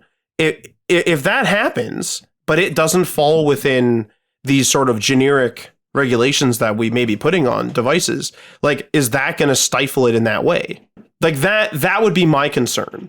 Like, if Apple decides that USB-C has a negative effect on the iPhone in the EU, and I'm not a lawyer, right? When I read the laws that before they were passed, it was explained to me in some random blog post years ago that USB-C must be used unless there's a technical reason to not use it, right? Hmm. And Apple couldn't come up with that reason, as far as I understand, for the Lightning port. Right. But if Apple says, I want to like output 8K and I can't do that on USB-C for some reason, I have to go to Lightning too. Are they going to like, if there's no regulatory layer, they're going to be able to just do that when they want. Mm-hmm. You know, the next iPhone comes out, it's got Lightning 2, it outputs to 8K, you know, dock your iPhone if that's the direction they want to go in, which I don't see that happening, but, you know, dock your iPhone and then there you go. You know, and so, would they have an uphill battle with regulators where the regulators would be like, no, USB-C? I did hear that was one of the concerns regarding that specifically. But I think, I mean, it's been so long since I've been like kind of paying attention to this stuff. We'd have to actually look up what the actual regulations say. But I think there is room in there for the industry as a whole to decide a new way to go with the port. There's obviously going to be something past USB-C, right? Who knows what it is, but there's going to be something else coming down the line. As long as the industry as a whole decides to switch to that, it's fine. But now, how do you implement that without doing it first, right? That's exactly right. Like how do you, like, one person does it? Like it would have to be like somebody would have to come up with, like, I'll give you an example. Like, we'll bring it back to gaming. It's like if somebody comes up with like a way better way to connect your controller, like just a way better way, better battery on the controller, the list goes on, way better way. And it's like non-standard. Like, somebody would have to come up with that and become mega popular. Like, so let's say in the beginning, it might be like a dongle, right? Where you have to have a dongle and it's not built into the consoles. But then the console, like maybe the Xbox adopts it. And then PlayStation goes, fuck, man, that's really efficient. I better adopt that. You know what I mean? Like, that's how they would look at it. Whereas, like, that person that came up with that original dongle idea to connect the controller to the console might be like, I would love to do this, but I'm going to get chased down by regulators because this is a non-standard way of connecting a controller wirelessly. Yeah, so I think the answer to this is kind of, now you got to take this with a grain of salt, I guess, because this came from Apple, who was at the time fighting these things in court. But Apple said, like, they like regulations. The problem they have with them is when the government says do something specific. Rather than saying, achieve this goal, they say all devices must use USB-C. When the goal should be, all devices should use the same port or something like that, right? Because then that lets the industry actually innovate to find new solutions and implement them, rather than now maybe they're stuck at USB-C. Maybe phones from here for the next 10 years are going to be stuck on USB-C. It's a really good point, yeah.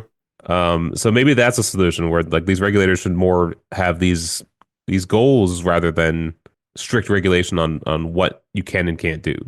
Well, that person, like you were mentioning, do you remember who said it now? Like the guy with the DVD idea, where it was like, if you buy an Xbox game, I'm pretty it should sure work it was on a Sean PlayStation. Layden.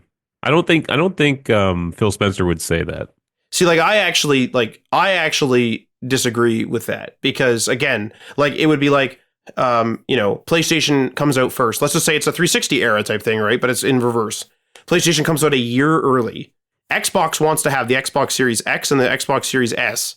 PlayStation 5 just wants to have the PlayStation 5 with a disc or no disc, right? Or let's just say it's disc, just for the sake of this simplicity. So somebody comes up with PlayStation 5 discs to run games, makes sense. But then obviously you have the Series S.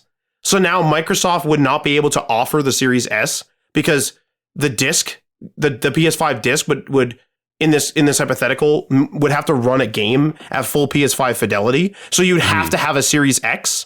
So like Microsoft is innovating really in that they're saying, yo, if you don't want to pay a lot, if you don't want to have a huge console in your entertainment unit, if you have an old TV, if you use an old monitor, if you're a casual gamer, if you're a streamer and you want to have a console on your desk and not take up a lot of space, here's a Series S. That's what this is for. This is great for travel. It's cheaper. It's smaller. It runs everything. That's innovation. Whether it's successful or not, whatever. I know PlayStation's winning. But the point is like they might get caught and like regulators might go, hey, you can't have that. That doesn't run PlayStation 5 games. You know what I mean? Like it would, it's like, oh no, we all have to have the same power-ish, like pretty well. No, that's why I said the games would have to be all PC versions of games. Right. I suppose. And then then the hardware would just, change the settings on those games when you put it in. But to be fair, so the reason why people update their PCs is one, they die, sure. Two, people are hobbyists and they like to do it, sure. But I would say, arguably, I don't have any numbers in front of me, but arguably one of the most common ways is because someone goes, I'm going to buy a PC. They buy a PC in like 2010. They use it for 5 to 10 years. They're playing it forever. All of a sudden they see a game comes up. What is it? I don't know. Stalker 2, very demanding game. They go, holy fuck, I used to play Stalker all the time. Can I run it on my 10-year-old computer? No. A few years go by, Stalker comes out. So now it's a few years later, like I said. A few years have gone by, right?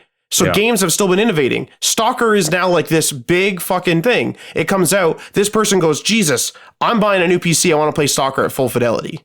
Yeah. That's pushing somebody to buy it. That's effectively pushing that old PC out and pushing, kind of bringing the other one up. There's a lot of nuance there, like you said, with the different textures and things like that. 100%, right? You can set the high, low, medium, different profiles. 100%. But there is a point in which it's like this old PC is done, right? And so you wouldn't be able to do that in that sort of like DVD, everyone plays everything future, I don't think. Because it would be like, okay, like I want to make a game that pushes you ahead. Why? Better lighting. Not good enough reason. Next. You know what I mean? Like how would you argue it? Well, again, it would just work how PCs work right now. I don't think they're saying that hardware from 10 years ago needs to run the latest and greatest game, right? It's just that you own a game and it can be played on different things. And then it's up to you as the consumer to determine how you want to play it. And if that console physically can't play it, it can still run it, but it's just going to run like poop or crash your system or whatever. That just means you as a consumer need to get a new updated console, right? Right. What I'm saying is just pretend we live in a world where consoles don't even exist. And PCs are the only thing that exists. That's all it would be. Nothing would change. It's like if I have my game on Steam, I can run it on any PC I install Steam onto. Mm-hmm. But obviously, there's going to be PCs from 10 years ago that can't run that game, right? Now just make consoles, living room PCs. It's the same thing with no generations, effectively. Yeah. So I'm still living in like the generations of it's now PlayStation 5, it's now this, it's now that. Right. It would become like the PlayStation like 2024, the PlayStation 2026 if it's every 2 years or whatever. And maybe at that point there'll be like phones, like we've all been kind of talking about, where it's just like you just buy a new console when you need to because you can't run the modern games you want to play. Like they're not going to force, like Assassin's Creed Mirage came out for iOS. They're not going to force that to run on an original iPhone. Right. You know what I mean? So, man, I don't know. I just feel like this is going to get fumbled for some reason. Like if everyone starts like ripping into everyone's ecosystems and stuff, I feel like this is going to get fumbled. I think there's really good points on both sides, though. Like I said, I think I'm being a little wishy-washy here because it's been so long, but yeah, it's going to have to be hammered out. And there's of course going to be stumbles and wrong turns along the way. But well, like, what do you think about the original article then?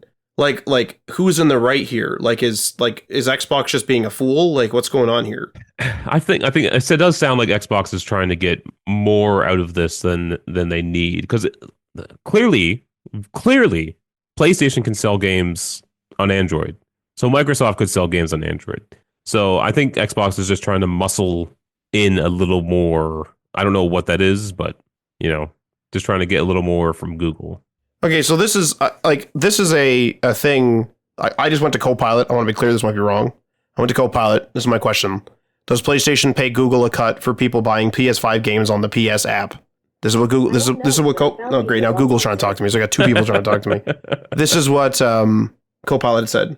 So Copilot said, yes, PlayStation does pay a cut to Google for purchases made through the Google Play Store or Google's app marketplace. This is a common practice where app developers and platform owners share revenue generated from in-app purchases and digital sales. And it's quoting a website called Game World Observer. But no, that can't be true. I don't know. I'm going to see. It's weird because I just like.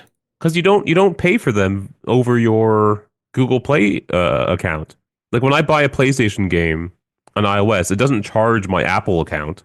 It charges my PlayStation account. Right. Because it is like, I mean, I don't know if Google has the same thing, but it is like outside of the app too, right? Like it's. Yeah.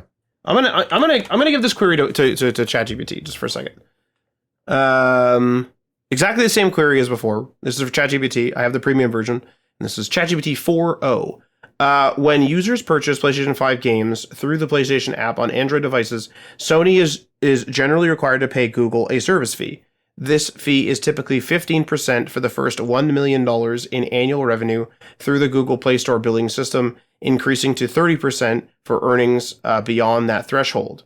However, there are exceptions, So for instance, Google has established agreements with certain companies such as Spotify, allowing them to bypass or reduce these fees.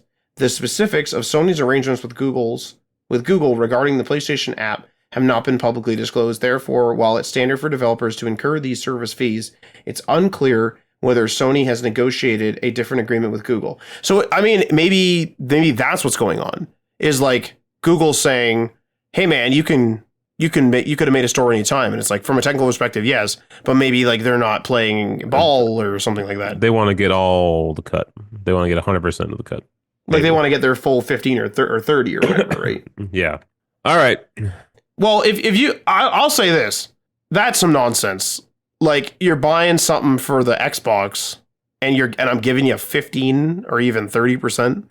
I would imagine Google has the same. Like I feel like ChatGPT is just taking the data it knows about how in-app purchases work and just presenting that, but it doesn't know that apps where the services are provided outside the app right is not charged. Well, it quoted Google, or excuse me, support.google.com, and I just clicked the quote, and it came up with the service fees page, and it says here, apps and in-app products sold through Google Play's billing system or an alternative billing system as defined below in accordance with the payments policy are subject to a service fee. 97% of developers distribute their apps and take advantage of Google Play have no charge. Although developers, so 99% are eligible for 15% or less by participating in various programs.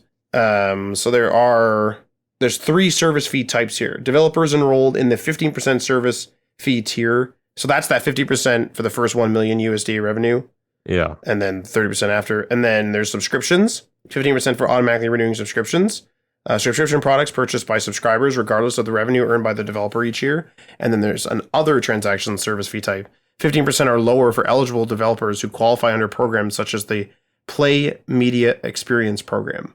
For developers who offer an alternative billing system in addition to Google's Play billing system for transactions with users in South Korea or India in accordance with the payment policy and pursuant of the applicable, service fee for such transactions using the alternative is equal to the service fee for applicable transactions, billing reduced by 4%.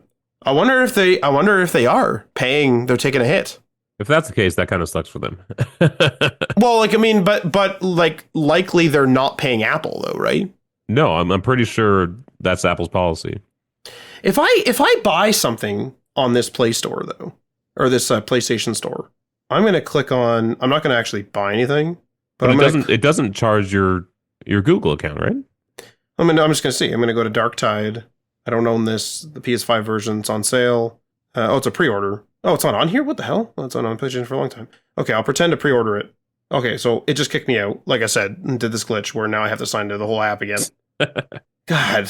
But yeah, I don't recall it. I do this a lot, though. I will say this about Xbox, though, is Xbox just lets you remotely install things you don't own.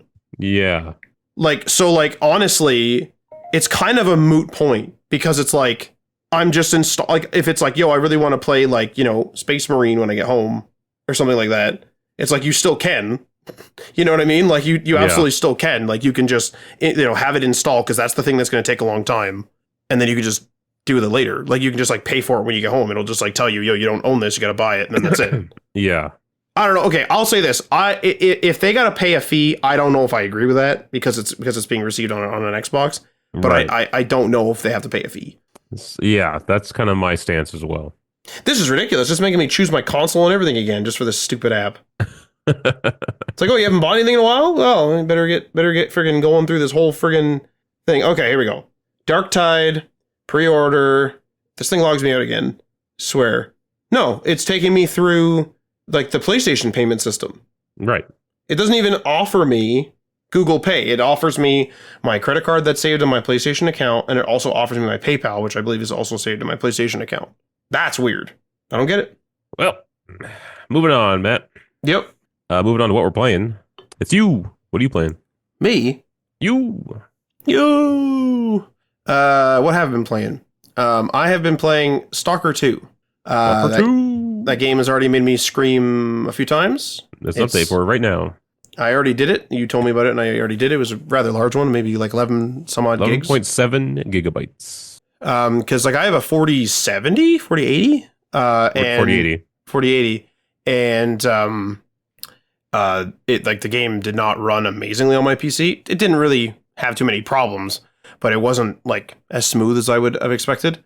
So hopefully this helps that. But I've played it on PC. I've also played it on my Xbox Series X using cross 650 fixes. Yeah, that's what you told me earlier, which is crazy. I mean, the game does have its bugs. Like, I mean, I'm still in the lesser zone. I'm still in the beginning area. I'm kind of mopping it up. These games are really fucking hard, to the point of it being like, like, okay, like in a Fallout game, you see like, a factory in the distance or something. You walk to the factory, maybe you'll die at the factory, but like the trip there is relatively easy. In this game, you're walking around and you're like, oh, I'm really close to the town, like to the point of where you're like 40 meters away, and you might just die. Like you might just get ambushed and then that's it. And you're dead. So like this game's fucking hard is my point. So I'm doing a bunch of side stuff to like bolster myself, but I got freaked the fuck out because I was doing the beginning where you break into the zone and you're in this like sewer pipe, of course you are, and you're like walking around and stuff, and you're hearing like a bunch of like professional soldiers getting killed and things like that, and you're like picking up their equipment. So I'm like getting all ready. It's like, okay, like I'm unloading all their guns and loading into one of them, keeping one that's in good shape. And I like drop out of this sewer pipe and I'm like, okay, I don't see anybody. No one's around. And I start walking through this like sort of like swampy area with like high grass. And I hear this other set of footsteps as I walk through. And I'm like, okay, this sucks. Who the fuck is out there? And I turn around and I don't see anything. And I pan back. And this fucking meatball with legs comes fucking jumping out of the fucking the fucking thing. So I screamed, shot the hell out of it. It died. I got hurt. Whatever. And I start playing. And then I do this other part of the mission. And this is in the beginning. This is the prologue.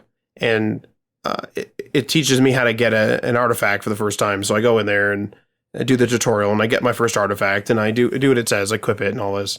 And then I like notice that something kind of like brushed by me. And I'm like, the fuck was that? I kind of like look around, and you know how when something's invisible, but it kind of like diffracts like the light or whatever. I noticed that, and I'm like, what in the fuck is that? And I go and I turn, and it like comes up to me and it whacks me, but when it does, it becomes like visible, and it's like this man with like worms sticking out of his mouth, and it's like it starts screaming, so I start fucking screaming, and I'm having this like big fight with it. I'm jumping around, it's like running around and stuff, and I'm having trouble seeing it. And I'm dying. Like, I'm out of health kits. I'm in trouble. I'm like, fuck this. I don't know what to do. So I have this, like, movie moment where I run into this bunker that has this, like, straight hallway. And I'm like, if I see that son of a bitch, I'm opening fire. Because he only has one way to go. And he comes running at me, kind of screaming. And I'm fucking screaming, but I'm shooting. And it's like, ah! And my last, like, only had, like, 3 bullets left. He fucking drops dead at my feet. I'm like, all right. Jesus. Yeah, Jesus is right. Like, it was fucking nuts. But this game is super, super cool. The world is fucking dangerous as hell. There's like this weird like feature that like feature, not feature, where there's factions in the game and you can actually piss them off, but there's no way to check what your like affinity is with them. So there's like this little tutorial part where it tells you, hey man, like if you piss a faction off and you don't want them mad at you anymore, go talk to the boss. And I'm thinking to myself, cool. But like, where's the boss? Like, how the hell would I know? And I had this mission where I had to make a choice, and I made a difficult but a choice that aligns with what I would do. I was like, this guy didn't do anything wrong. Like, fuck these other guys. So I killed like my allies. Effectively, I had to kill them because they were trying to kill me. They thought I was siding with some other dude, and it flashed up for a second that I had like pissed them off, and I was like, oh fuck, like who did I piss off? And I was looking online. I had to check because I didn't know that you couldn't see affinity. People were complaining about it. And then I was running around the world after that. And I realized to myself, I'm like, you know what? I'm like, I bet you this is almost like a mechanic. And that is that as I'm walking around, especially at night, and I see a flashlight bobbing, I know there's a human.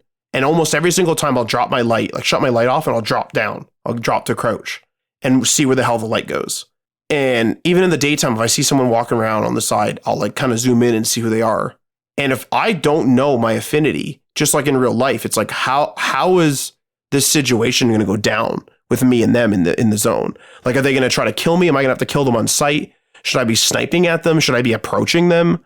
You know, like, what is the situation? I think it just adds to it, actually. I might get annoyed with it later. Like, if it starts becoming like a complex system that isn't disclosed, then that's kind of stupid. But for now, it seems great. But I just did this mission, and I mean, this is like side mission spoilers, so hopefully that's okay. But there's this area called the poppy fields. And you know how in like a Fallout game, they'll tell you like, hey man, like you're going to go into this dangerous area. And like there are dangerous areas, like the glowing sea is a good example of one of them. But it's just like this poppy field. Like it's not far from the first city. It's just sort of there. And there's energy drinks left around and stuff. And this guy radios you and he's like, yo, come to my cabin and I'll explain how the poppy field works because he lives near it. And basically when you go out there, you start falling asleep. But if you fall asleep, you die. It's an instant death. Mm-hmm. So you have to like take these energy drinks and there's no meter that tells you this. Like your guy kind of gets like droopy eyed. He starts like blinking and that's represented in the game. But I found that the amount of blinks to death was like really inconsistent. And so you have to like run around and do these missions inside of this poppy field. And basically, I'm just going to spoil this one mission. So this one guy asks you to go to his farm. He used to live on the poppy field before the zone became the zone. And he had this like Orthodox icon or some sort of statue. And he wanted you to find it. And it was in the root cellar. And he wanted like a piece of his past. But this other guy that lives near there was like, yo, man, like, don't give it to him. Like, give it to me.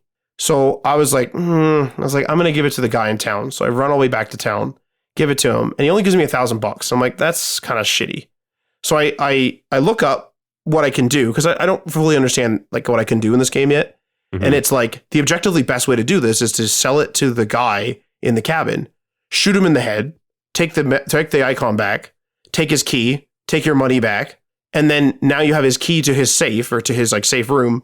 Now you go into his safe room, take some more shit. You get a unique gun because that was the reward. You get a unique gun and then you go and you sell it to the guy in the town. So I'm like, okay, I'm going to try that. Like, you know, I'll look this up for this kind of first mission.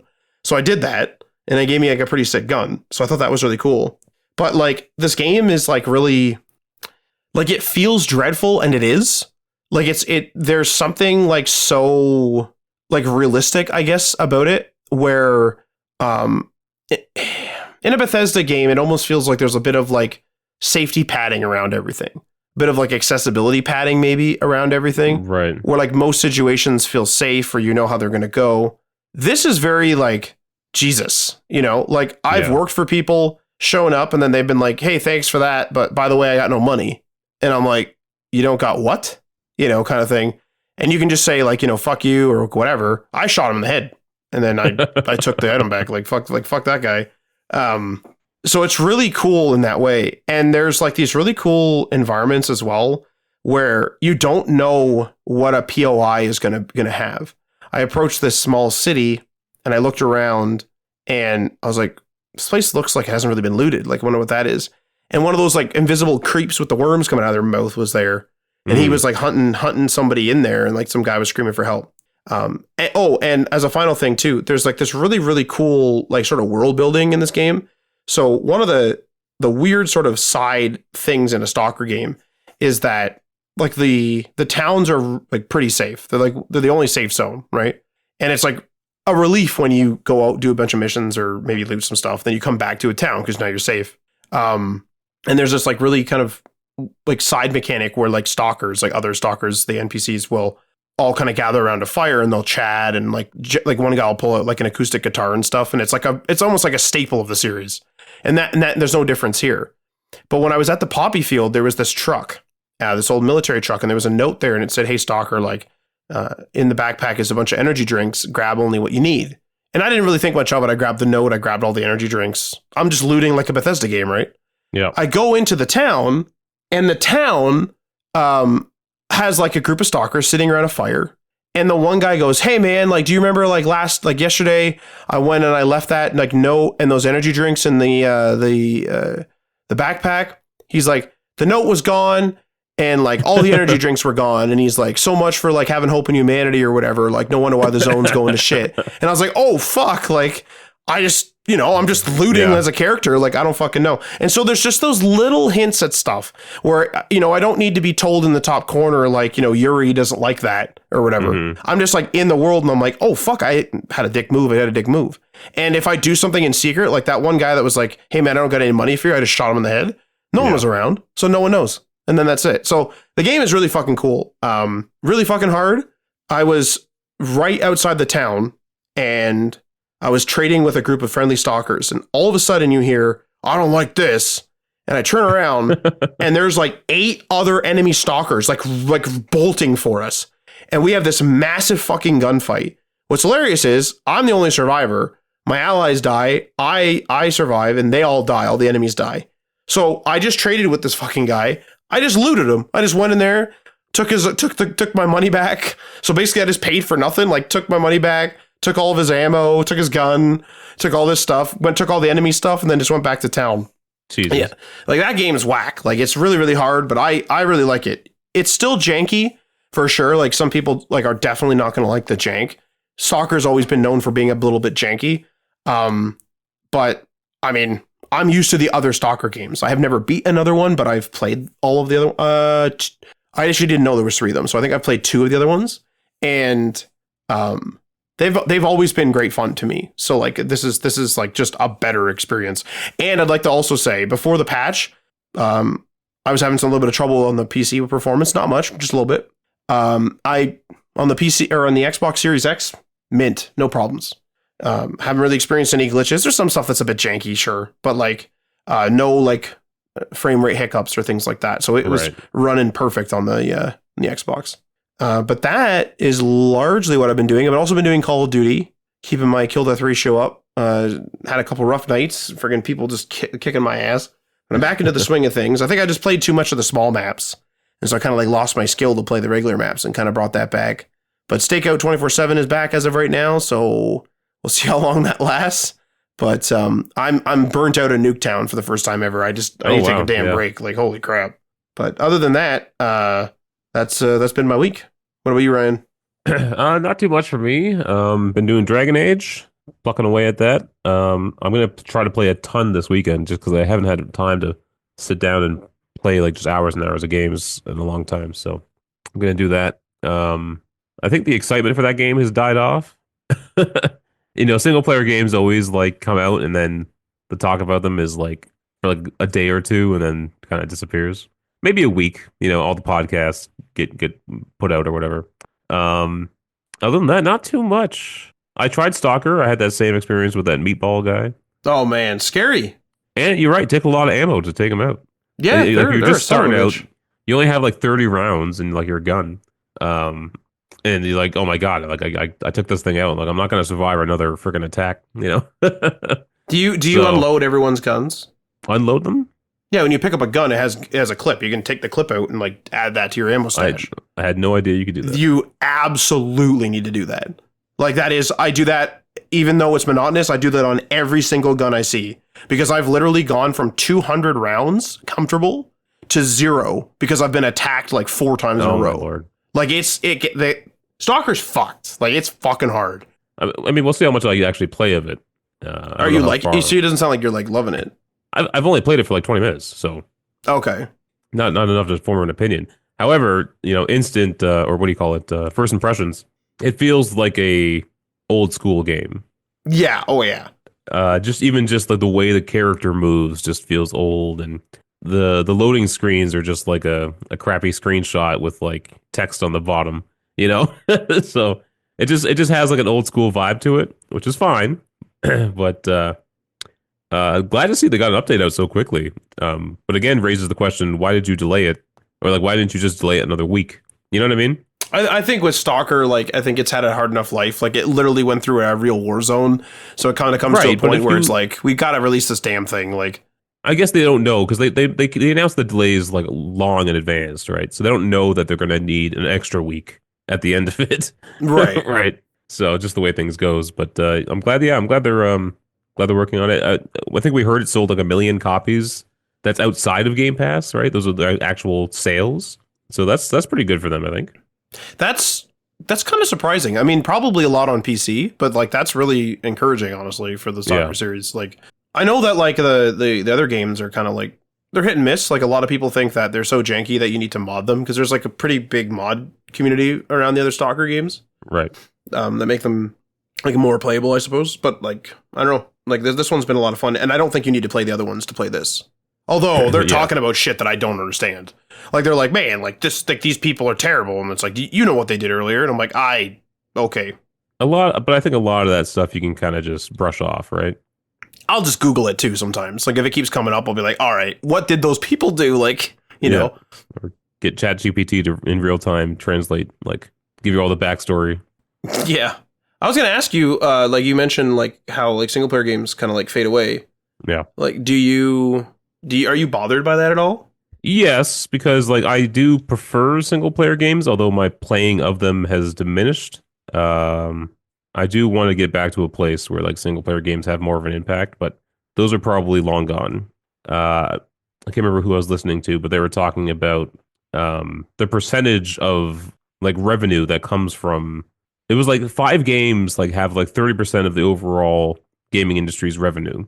And they were all, games as a service, your typical, Fortnite, Roblox, like stuff like that. So it's just like that's just where the industry is going because that's where the money is, and there's nothing you can do to stop that. You can complain and campaign and shout about it on social media all you want, but money is what's going to drive the market, And, it's crazy that there's still stuff to talk about, like with Fortnite and stuff, though, where it's like these podcasts. It's like we played Fortnite this week, again, what I mean? Like we talk about that, but it's like at the end of the show, and it's pretty brief if we've done it over and over again, usually. Yeah. What's kind of, and I'm not really into it, but it is kind of interesting that Fortnite does have like this ongoing story within it. You could actually get some single player kind of content out of it, or more story elements out of it, even though it is a games as a service multiplayer game. So maybe that's kind of the future, Now Overwatch promised a bunch of PvE stuff that got kiboshed, and that kind of sucks. So we're not getting as much story content there, but I don't know. Well, I would say the million sales for Stalker is really encouraging. Like, there's no multiplayer in Stalker. Yeah. And like, plus the Game Pass. So, I would imagine over 2 million, players then at that point, which is super cool. I mean, one thing I've noticed, and I don't know if you've ever really kind of dove into this at all, but there's a pretty good community online in YouTube of people that kind of like deep dive random old games and stuff. Oh, yeah. Even like really random sort of like movie tie-in games and things like, kind of games that don't fit the mold or something like that. Or even just games that are like were obscure at the time. And there's like a lot of people that, like hundreds and hundreds of thousands of views on those videos and tons of comments and stuff. So I feel like those kind of channels really help single player games because like they'll probably sell, 10 or 20,000. Like people watch it and go, you know what, that's a pretty fun. And then they'll, whomever it is will go and buy it. I hope so. It's hard. It's kind of impossible to track that, right? It'd be hard. Like, I mean, maybe if they're like actual affiliates or something that they could, but it's a cool little community that like I've been definitely watching a bunch, like kind of like smaller reviewers or like people that review games is a common one where people that review games that are, how IGN will always review the latest games. These are people that just review games as they like discover them. Like they'll just be like, I'm going to go play Stronghold Crusader, like not even the remake or whatever, or the HD. I'm just going to go play Stronghold Crusader and review it. Yeah, it's interesting, eh? It's cool, like, because it's like a throwback, but then people are going to go, man, can I buy that? Oh, it's on GOG. Cool, right? That's a sale. So I kind of hope that that's kind of where single player stuff kind of comes with, because it's still like influencers do drive a lot of stuff. Obviously, they influence things. And I feel like that is going to be like a huge part of it, because tons of influencers are on Fortnite. Tons of influencers are on these big games. But like, there's also like quite a few now that are on these like sort of more niche projects and more single player stuff. Yeah, so that's mostly what I've been playing. I think I just made a crazy decision right now. Was it to play Star Wars Outlaws? Because I was going to ask you about that. No, but I do want to do that. But there's an update to Assassin's Creed Mirage on iPad and iOS. Okay. And I'm just playing it now. Just kind of running around the map, just checking it out. And I think I've made the decision, since Assassin's Creed Shadows is coming out on launch day on Mac, I think I'm going to try to exclusively play it there. I think it's going to be a trial run here. Sorry, is that Mac and iPad then, or no? I think that one might be only Mac. Like the computers. Yeah. It's weird that Mirage isn't on the Mac. That's the weird thing. Oh, that is weird, yeah. It could probably run really well on the Mac. Do you think that's a test? One's on Mac, one isn't? Maybe. But yeah, I think I'm going to try to only play Assassin's Creed Shadows on my Mac. Have you ever? You must have done that before, right? Not on an AC, but I've played full games on Mac before, but not brand new, day and date launch AAA launch titles. So, because there was some other game that like came out on everything, right? Resident Evil, maybe? Those have been coming after the fact. With no cross save or something, right? It was broken at first. The cloud saving was broken. So if you wanted to play it on different Macs, like you couldn't. But now that's fixed, I think. Would the save work across? Like, you know what I mean? Like, would an iPad save work on a Mac? Or is it just that iPad, was the annoying part. iPad to iPhone? Okay. Because I have it both on iPhone, iPad, and Mac, like Resident Evil 2. And I was all excited once they fixed the cloud sync. I'm like, okay, I won't have to start again on my iPad. And no, it doesn't work. That's lunacy. It's like the mobile save is different than the Mac save. It's like, what the hell? You know what pisses me off about that is like that. Like I feel like that is just an expectation now. Yeah. You know what I mean? Like I understand it's like a pretty advanced thing, but I think at this point it's expected. It's a freaking cloud save. Yeah. That's weird. So hang on. So like, would your iPad and iPhone be able to play the same save, but the Macs would have to, like your MacBook and your Mac Pro and your iMac would have different saves? Yeah, but I haven't even tested whether it can go from iPhone to iPad. Oh my lord! So maybe it's just the same product family. and you're just backing up the save. Yeah, what's the point? It's like unless I'm going from one iPhone to another, I guess. Yeah, when you upgrade iPhone, upgrade iPad. Yeah. But Jesus, that's crazy. I don't know. That's nuts. Yeah. And not Resident Evil 2. I think Resident Evil 2 is actually coming out soon. I think it was Resident Evil Village. Yes? Is that the 8th one? No, it's Village. Well, wasn't Village form a number or something in the design, I mean? Yeah, the VILL, yeah. Oh, okay. Wait, so it is 8? Yeah. But I remember a story saying that they even though in the trailer, they highlight VILL to spell out 8 in Roman numerals. They said, no, it's not Resident Evil 8. It's Resident Evil Village. Oh, fuck off. So. Boo. I say boo to that. All right. That's it. That's all we got. Thanks for listening, folks. We are on the Twitch at twitch.tv/DemoPatchMedia. Wednesdays, 8-ish, I guess. 8-ish. 8-ish, 9-ish. Eastern. 6-ish, 7-ish. Who knows what we'll be playing next week? Could be anything. We did conquer our first game of Age of Mythology. 2 games. Yeah. Mostly thanks to you, though, man. I think you need to be the instigator. Like, if you want to play that game again, I think like you should be the one that runs the first. Like, I was always the one attacking, and you were kind of turtling. I should turtle, and you should attack. Because my experience with RTS is it's like an old Star Wars game, Galactic Battlegrounds, or whatever the hell it was called. Yep, yeah, that's what it's called. Yeah. And in that game, it's like you spend a lot more time just managing your little village, and it's like, oh, a holocron would be discovered somewhere, and you'd send your Jedi out to go get the holocron, and it's like the wars didn't really start until you were like a lot more developed. Here, it's just like you're freaking collecting wood, and all of a sudden a freaking monster comes out of the forest. Ridiculous. Galactic Battlegrounds was built like it was very similar to like Age of Empires and stuff, right? But yeah. I guess just in pace it wasn't, because like Civ is more grand, so there's like less wars and things because like wars are expensive. Yeah. Because I played Galactic Battlegrounds too, but like I just don't remember how it went, because I remember building my base a lot, but as a kid I would just like set the AI to be stupid just so I could build sometimes. And maybe that's what I did too. I'd also use the map editor as well. Can I still get Galactic Battlegrounds? I think it is on Steam or GOG, I'm pretty sure. Holy crap. Galactic Battlegrounds Saga. What the hell is that? Holy poop. This is both of them together. Wait, there's 2 of them? There was 2 of them, yeah. Hopefully the one looked better than the other. Holy crap. You need a 1.8 gigahertz processor. Oh my god. 1 gigabyte of RAM. Make sure you have a 3D graphics card compatible with DirectX 7. It's over. Yep, it's over. I don't have that. And 886 megabytes of available space. Ryan, you own this. Yeah. What? What were you saying? I went to the Steam like store and typed in Galactic Battlegrounds and it says friends who own this and you're on there. It doesn't say I own this. It does. It says I can buy it. It says 4 friends already own this game and your name and your literal picture is there. Star Wars Galactic Battlegrounds Saga. It says I can buy it right now. I don't know what to tell you. Apparently you own this. Okay, let me search my library. I was gonna say, is this like a classic like fucking like Steam moment where it's like, I don't remember what the hell I have. There it is in my library. God damn it. Yeah, you can probably buy it as a gift. Doesn't it normally say in your library? After, I think. Oh, I see what you're saying. I don't know. But I think the like gift like prompt is after, maybe. God. Unsupported on the Steam Deck. Buy a PlayStation 5 portal. I love this game, man. Holy crap. I mean, I didn't know there was one with the clones. That's cool as shit. That was the second one. And I never played the second one. They all look like shit. Oh wait, no, sorry. No, I totally played the second one. Because I remember Qui-Gon Jinn was in it. Damn it. And it Did they get any of the voice actors? No. Oh. No.